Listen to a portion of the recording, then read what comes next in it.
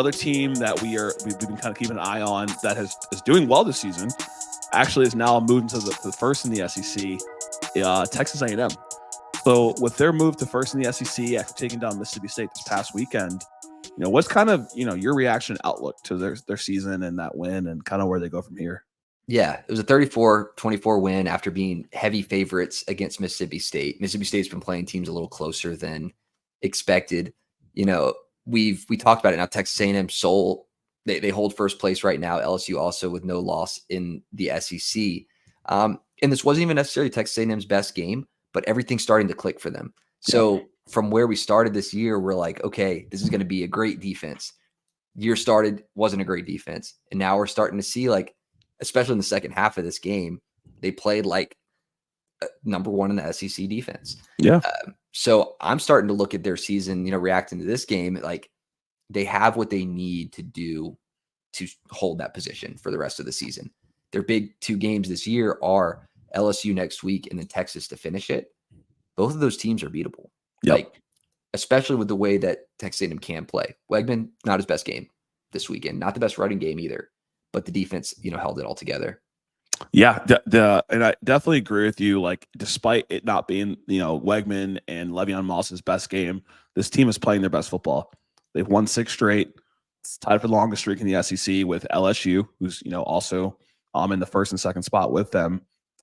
They are, despite this running performance with Le'Veon Moss, I think it only about 60 yards, they're sitting at top 2 in the SEC with rushing yards per game.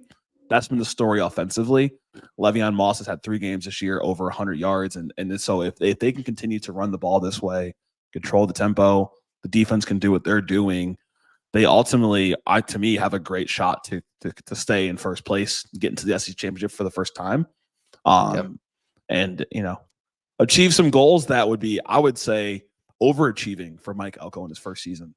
Yeah, absolutely. Definitely overachieving. They're playing teams now that they're going to have to improve on some of the things that they maybe didn't do great this past weekend. We continuously talked about the DBs there at A&M needing to improve, and they were another weak spot in this game, giving up around 240 yards, 3 touchdowns in the air. So, when they're playing LSU next week, a team who's this season the hardest team to get sacks against, Texas A&M, they lived in the backfield this past weekend, but they couldn't really bring the quarterback down. 3 sacks on the day, which is good, but not great from how much they were back there. They're going to have to either get to them or the DBs are going to have to improve. I think same thing for Texas later this year. So their path is cut out for them, but they control their destiny for the playoff, for the SEC game. It's the best spot to possibly be in with a tough but not impossible schedule. Yep, exactly. And I think A&M fans should feel confident and actually believe, based on what they're seeing on the field, that, like you said, this path is winnable.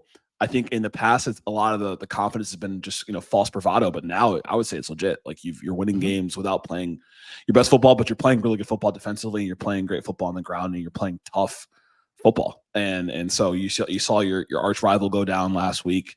You see LSU. You saw LSU's played a close game every game this season for the most part, besides last week, right? So I think the outlook is positive. It's very high. I'm sure their playoff chances are well above 50%. So we'll see how it goes for them.